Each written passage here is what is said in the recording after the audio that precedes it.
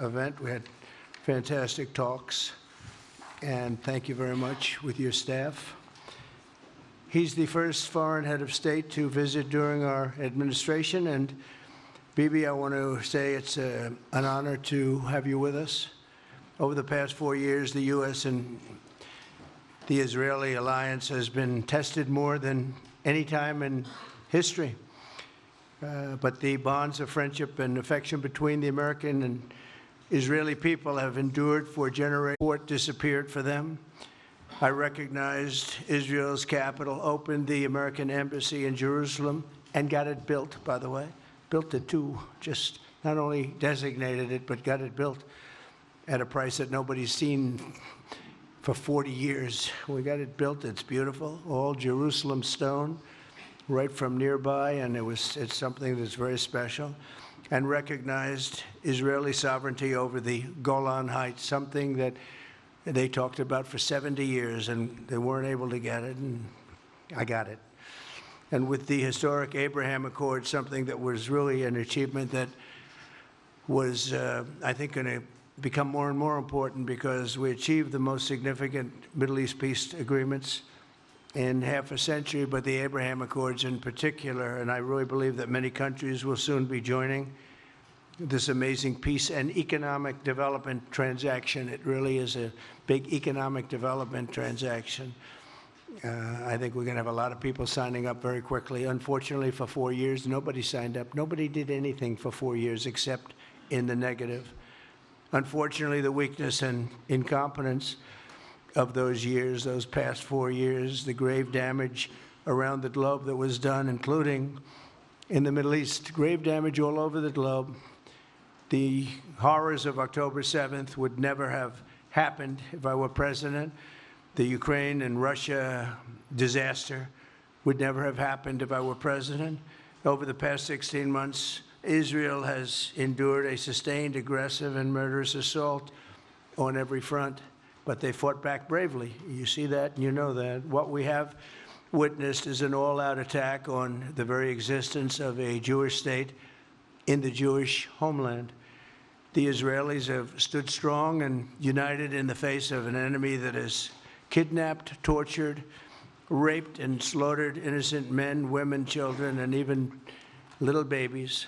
I want to salute the Israeli people for meeting this trial with courage and determination and unflinching resolve. They have been strong.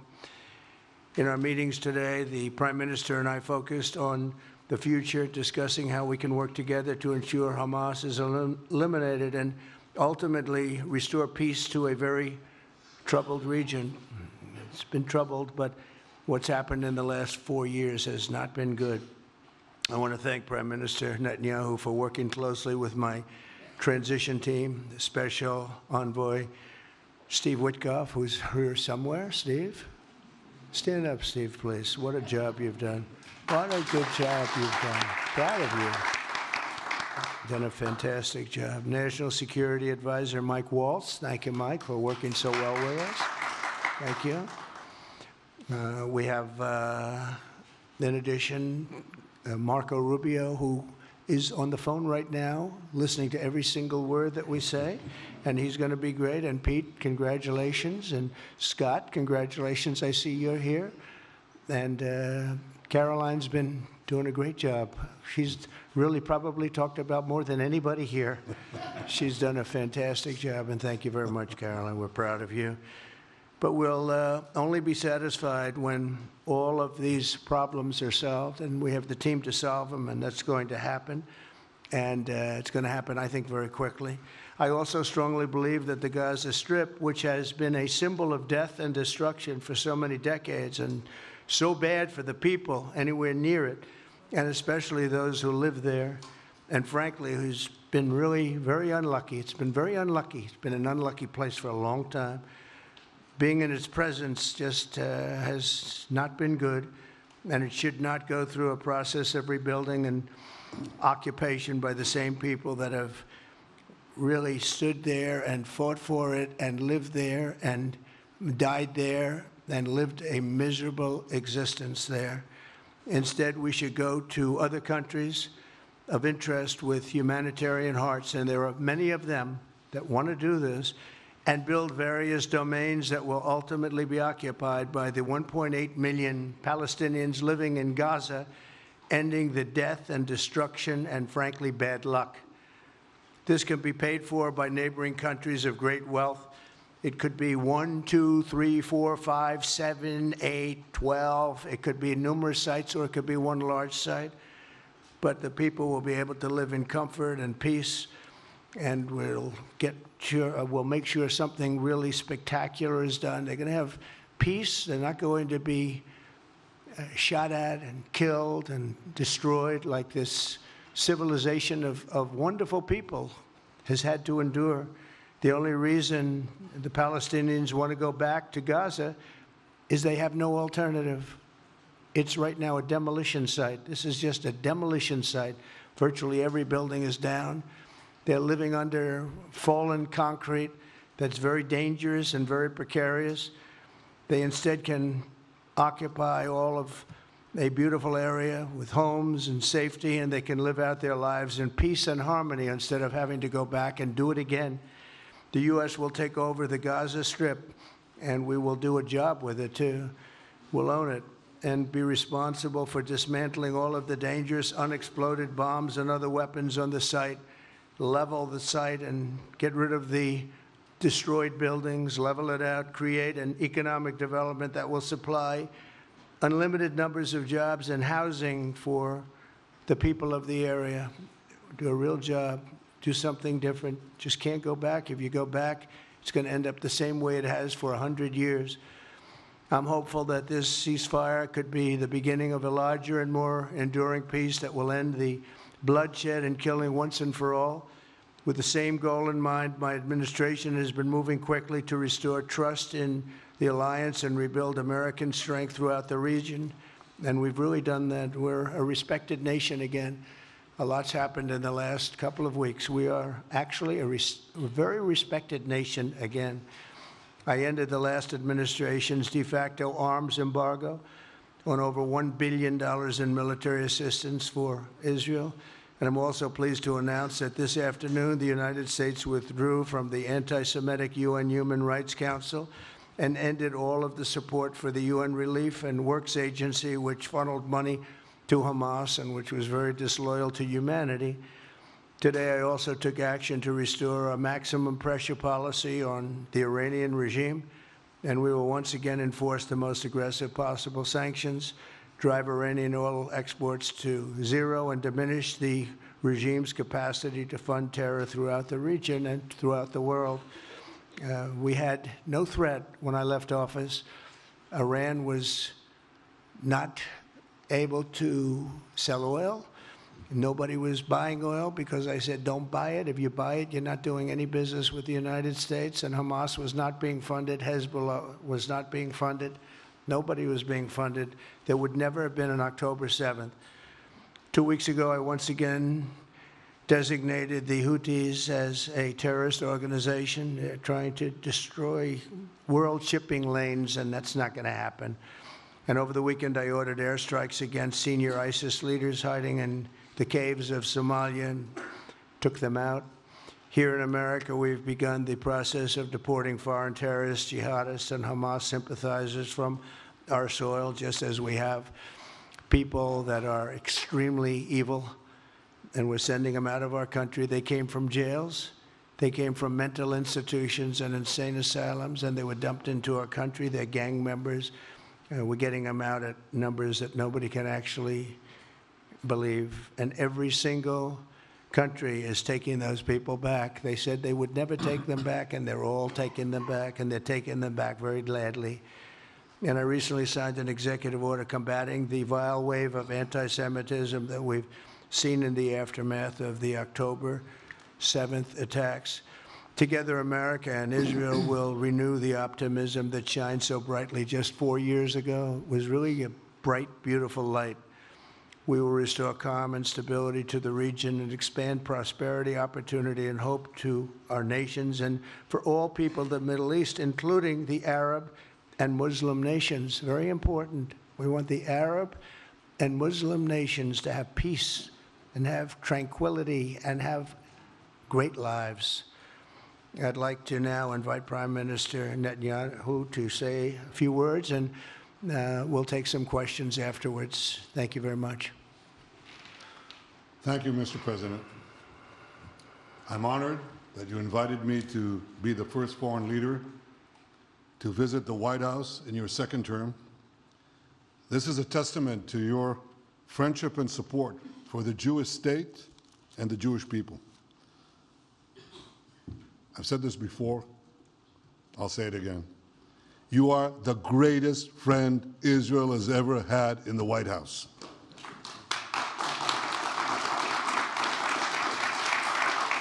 And that's why the people of Israel have such enormous respect for you. In your first term, you recognized Jerusalem as Israel's capital. You moved the American embassy there.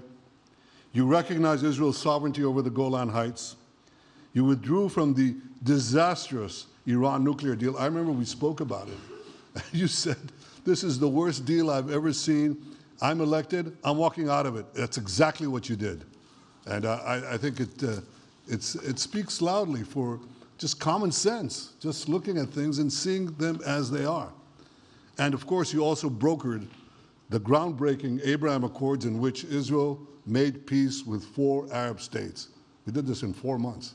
Nothing happened for a quarter of a century, but in 4 months, we were able, working together under your leadership, to have 4 historic peace accords.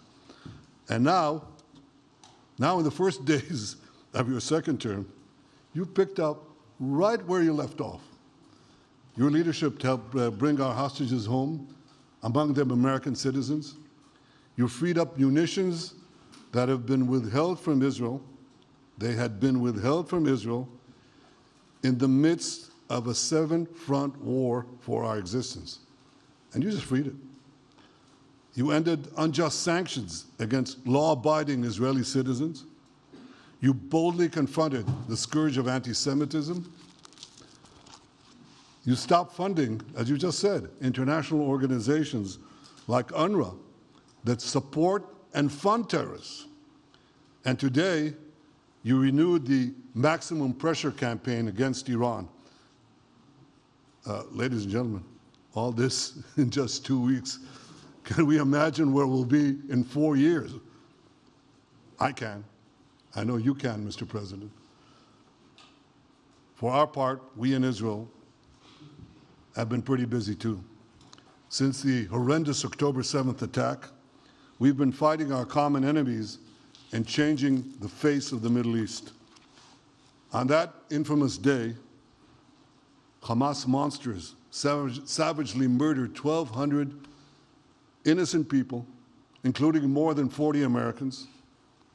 They beheaded men, they raped women, they burnt babies alive, and they took 251 people hostage to the dungeons of Gaza. And after this worst attack on Jews since the Holocaust, Iran and its henchmen in the Middle East were absolutely ecstatic. Haniya praised the massacre. Sinwar said that Israel was finished. Nasrallah boasted that Israel was, here's what he said, as feeble as a spider's web. Well, Mr. President, Haniya is gone. Sinwar is gone. Nasrallah is gone. We've devastated Hamas. We decimated Hezbollah. We destroyed Assad's remaining armaments. And we crippled Iran's air defenses. And in doing this, we've defeated some of America's worst enemies. We took out terrorists who were wanted for decades for shedding rivers of American blood, including the blood of 241 Marines murdered in Beirut. We accomplished all this with the indomitable spirit of our people and the boundless courage of our soldiers. The Bible says that the people of Israel shall rise like lions, and boy did we rise.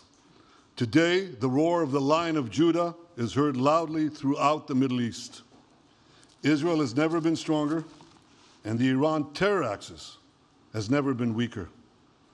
But as we discussed, Mr. President, to secure our future and bring peace to our region, we have to finish the job.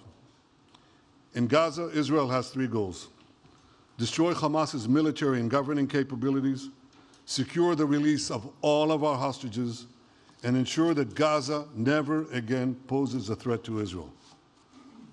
I believe, Mr. President, that your willingness to puncture conventional thinking that has failed time and time and time again, your willingness to think outside the box with fresh ideas will help us achieve all these goals. And I've seen you do this many times. You cut to the chase. You see things others refuse to see. You say things others refuse to say.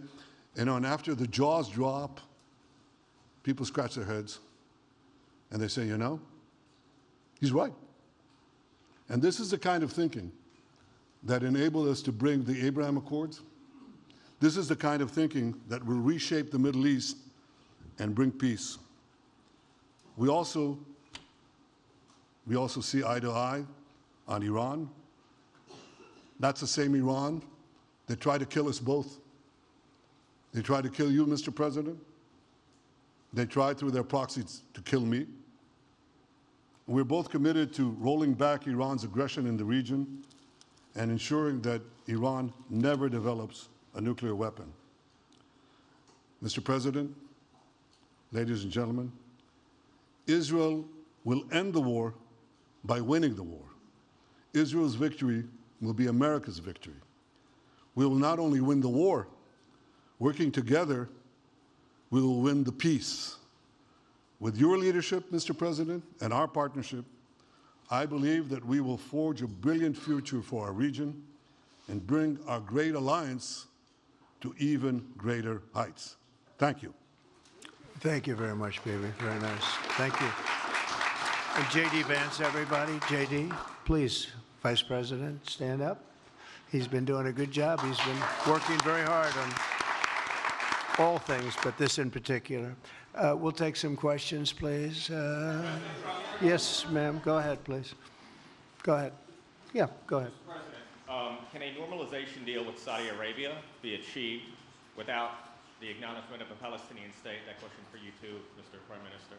And Mr. President, given what you've said about Gaza, did the U.S. send troops to help secure the security vacuum?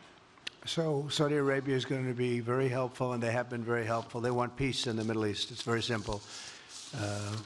We know their leader and their leaders very well. They're wonderful people, and they want peace in the Middle East. As far as Gaza is concerned, we'll do what is necessary. If it's necessary, we'll do that. We're going to take over that peace, and we're going to develop it, create thousands and thousands of jobs, and it'll be something that the entire Middle East can be very proud of.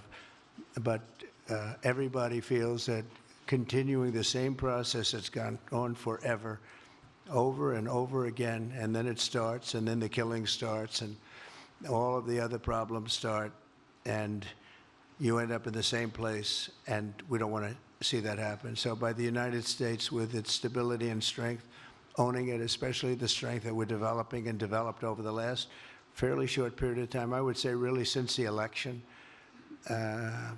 I think we'll be a keeper of something that is very, very strong, very powerful, and very, very good for the area, not just for Israel, for the entire Middle East. Very important. And we'll, again, have thousands of jobs, and there'll be jobs for everyone, not for a specific group of people, but for everybody. Okay, please. I think peace between Israel and Saudi Arabia is not only feasible, I think it's going to happen.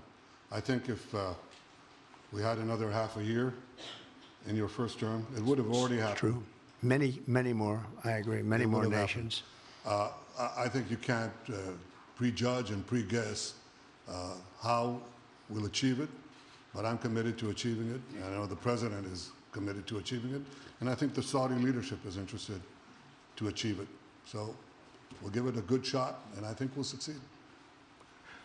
Yeah, please, go ahead. First of all, President Trump, did you hear from Prime Minister Netanyahu at your meeting guarantees that ceasefire will hold, including phase 2, and Prime Minister Netanyahu working with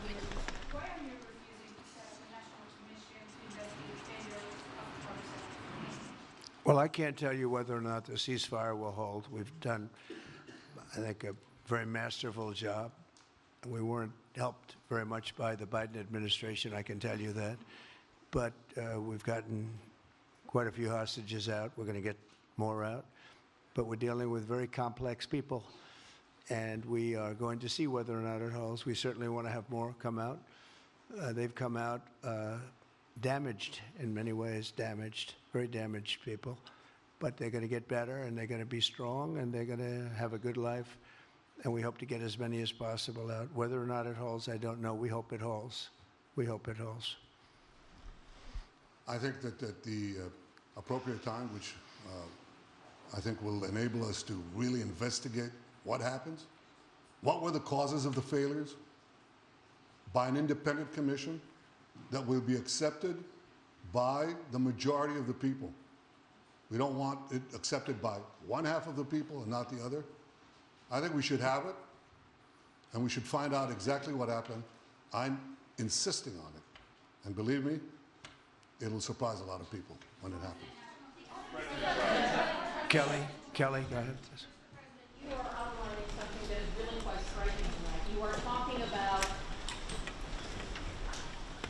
thank you, Mr. President, Mr. Prime Minister. You are talking tonight about the United States taking over a sovereign territory.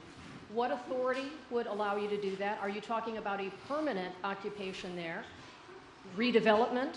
And Mr. Prime Minister, do you see this idea as a way to expand the boundaries of Israel and to have a longer peace, even though the Israeli people know how important that land is to you and your citizens, just as the space is inherited by the Palestinians as well?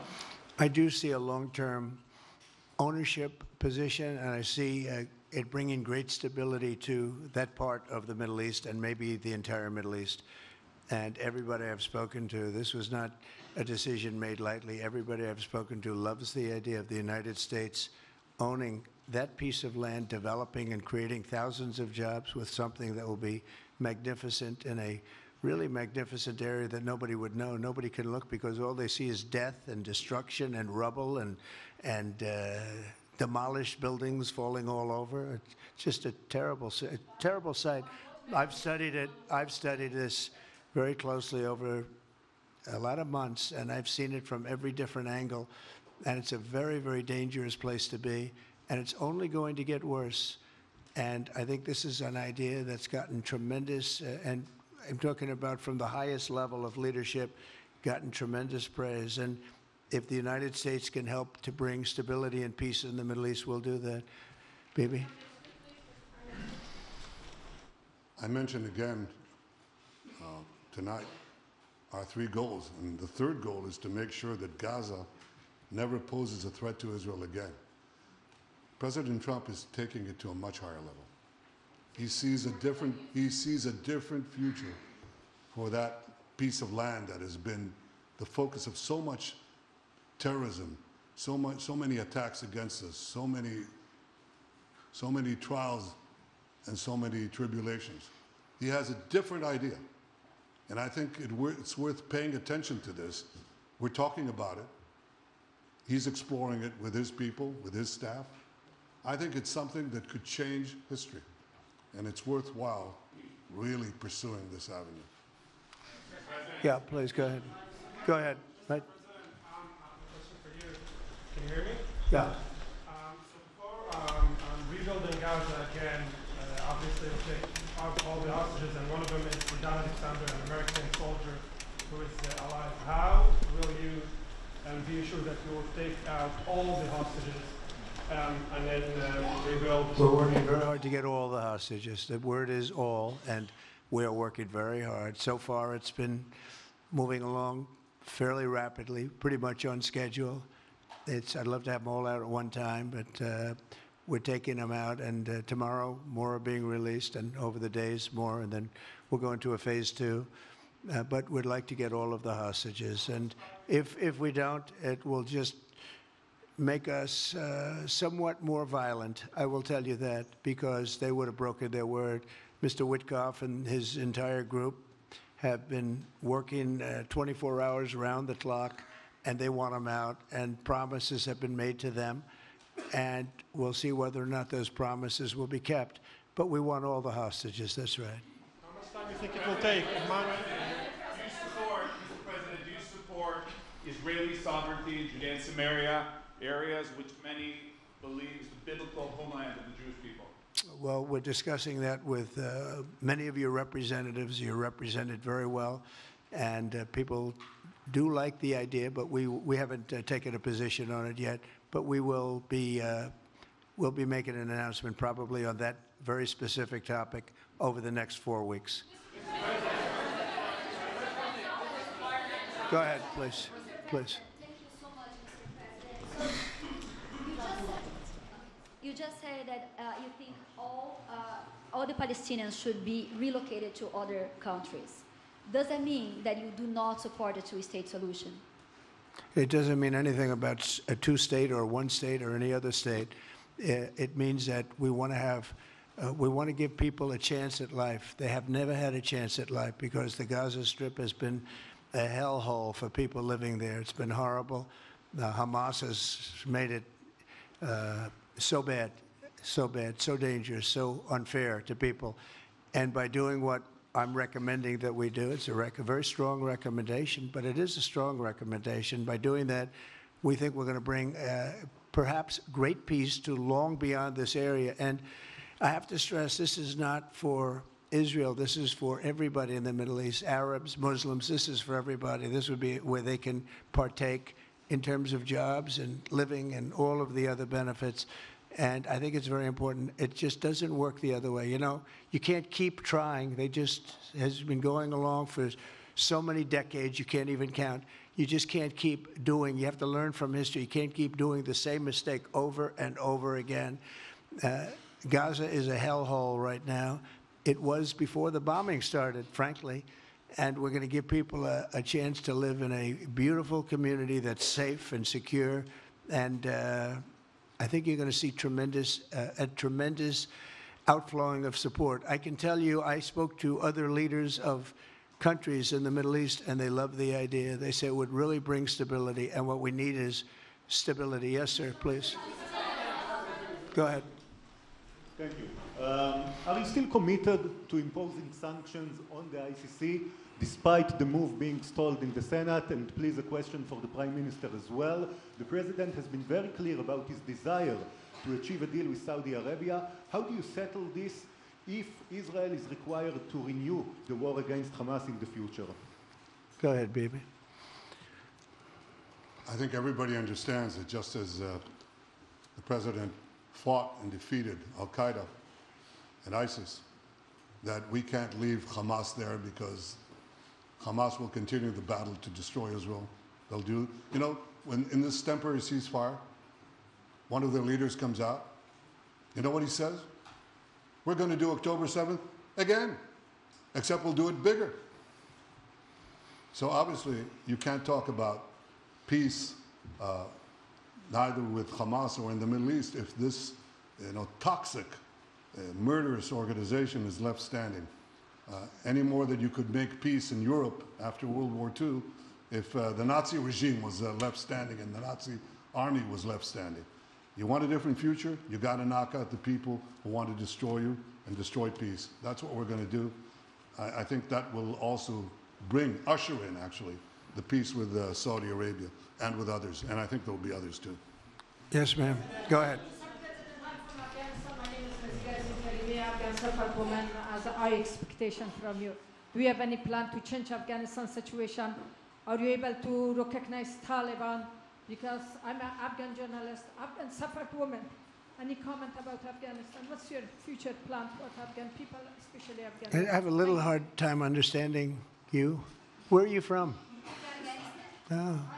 Actually, it's a beautiful voice and a beautiful accent. The only problem is I can't understand a word you're saying. But I just say this, good luck, live in peace. Go ahead, please. That's okay, yeah, please. Prime Minister, you said earlier today that it was tough for you to implement these sanctions sanctions on Iran, but you Yeah. did indicate that you were willing to negotiate with them. What would that look like, and are you in conversations with them? And the same for the Prime Minister, sir. I hated doing it. I want Iran to be peaceful and successful. I hated doing it. I did it once before, and we brought them down to a level where they were unable to give any money. They had to survive themselves, and they had no money. They were essentially broke, and they had no money for, as I said, Hezbollah. They had no money for Hamas. They had no money for any form of terror. The 28, if you call it, the 28 sites of terror, they had no money for any of it. They had to do their own and focus on their own well-being. And I hated to do it then, and I hate to do it just as much now. And I say this, and I say this to Iran, who's listening very intently. I would love to be able to make a great deal, a deal where you can get on with your lives and you'll do wonderfully. You'll do wonderfully. Incredible people, industrious, beautiful, just an unbelievable group of people in Iran. And I know them well, have many friends from Iran and many friends that are Americans from Iran, and they're very proud of Iran. But I hated to do it, just so you understand. And I hope we're going to be able to do something so that it doesn't end up in a very catastrophic situation. I don't want to see that happen. I really want to see peace, and I hope that we're able to do that. They cannot have a nuclear weapon. It's very simple. I'm not putting restrictions. They cannot have one thing. They cannot have a nuclear weapon. And if I think that they will have a nuclear weapon, despite what I just said, I think that's going to be very unfortunate for them. If, on the other hand, they can convince us that they won't, and I hope they can. It's very easy to do. It's actually very easy to do. I think they're going to have an unbelievable future. Yeah, please, sir, go ahead. Thank you, Mr. President. You just laid out your plan for Gaza. Yes. Can you lay out your plan for Ukraine and also For Ukraine. for Ukraine? Yes. You consider yourself a strong leader. You blamed your predecessor for letting Russia to take over Ukraine. Will you demand from Putin to get out of Ukraine, from sovereign territory of Ukraine? So we're dealing right now in the subject. I don't want to spend a lot of time because we're here for another reason, but we are having very good talks, very constructive talks on Ukraine. And we are talking to the Russians. We're talking to the Ukrainian leadership. It would have never happened. That would have never happened. It should have never happened. I get reports every week, the number of soldiers, mostly soldiers now. The cities have been largely demolished. You talk about a very sad sight to see. We talk Gaza. Well, many of these cities look as bad as Gaza and worse, what's happened to them. And I want to see that end. And I want to see it end for one simple reason, the life of young people being absolutely obliterated on both sides. You probably have 700,000 Ukrainian soldiers dead, 800,000, maybe more Russian soldiers dead. It's very flat land, and the only thing that's going to stop a bullet is a human body, in this case, usually soldiers. And the numbers are staggering when you hear the real numbers in Ukraine, what the numbers are. And this doesn't include the cities that have been demolished and all of the people that were killed. So I want to see it stopped. We're having very good talks, and I think we're going to get it. I think something will be hopefully dramatically it will rise above everything. You have to. You can't let this continue. You can't. This is an absolute slaughter that's taking place on the beautiful farmlands of Ukraine, and we have to stop it. We can't let this continue. It is a human tragedy, and we're going to try very hard to stop it. Yeah, please go ahead, sir. Go ahead. Mr. President, thank you very much. Okay. Mr. President, what's your view about Palestinian leader Abbas' role in all the regional changes you want to do?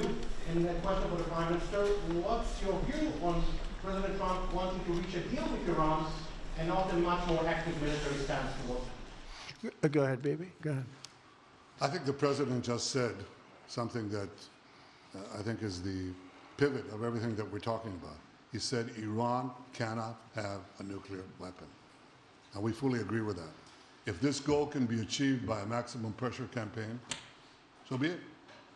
But I think the most important thing is to focus on the goal, which the president just did, and I fully agree with him. Well, I said it, and he said it very well. It's a campaign of pressure to see if we can get something done. He doesn't want to do what some people think will automatically happen because they're very difficult people to deal with, as you know.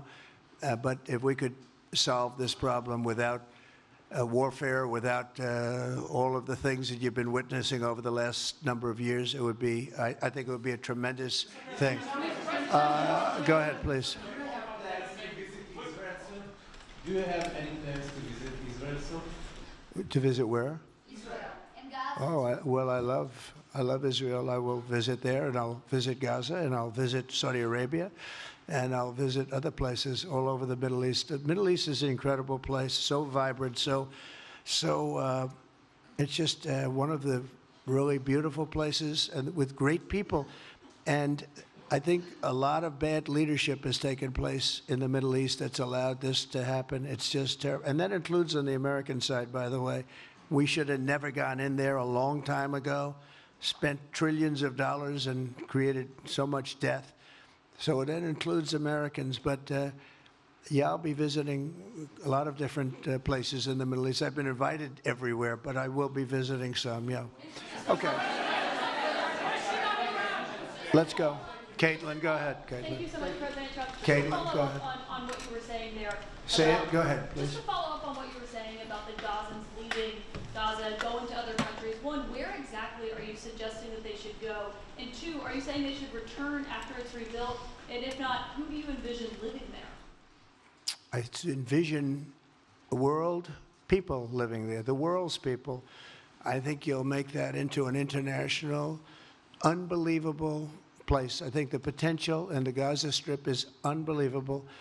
And I think the entire world, representatives from all over the world will be there, and they'll live there. Palestinians also. Palestinians will live there. Many people will live there. But they've tried the other, and they've tried it for decades and decades and decades. It's not going to work. It didn't work. It will never work. And you have to learn from history. History has, you know, just can't let it keep repeating itself. We have an opportunity to do something that could be phenomenal. And I don't want to be cute. I don't want to be a wise guy, but the Riviera of the Middle East, this could be something that could be so bad. This could be so magnificent. But more importantly than that is the people that have been absolutely destroyed that live there now can live in peace in a much better situation because they're living in hell. And those people will now be able to live in peace. We'll make sure that it's done world class. It'll be wonderful for the people. Palestinians mostly we're talking about. And I have a feeling that despite them saying no, I have a feeling that the king in Jordan and that the general president, but that the general in Egypt will open their hearts and will give us the kind of land that we need to get this done. And people can live in harmony and in peace. Thank you all very much. Thank you. Thank you very much. Thank you.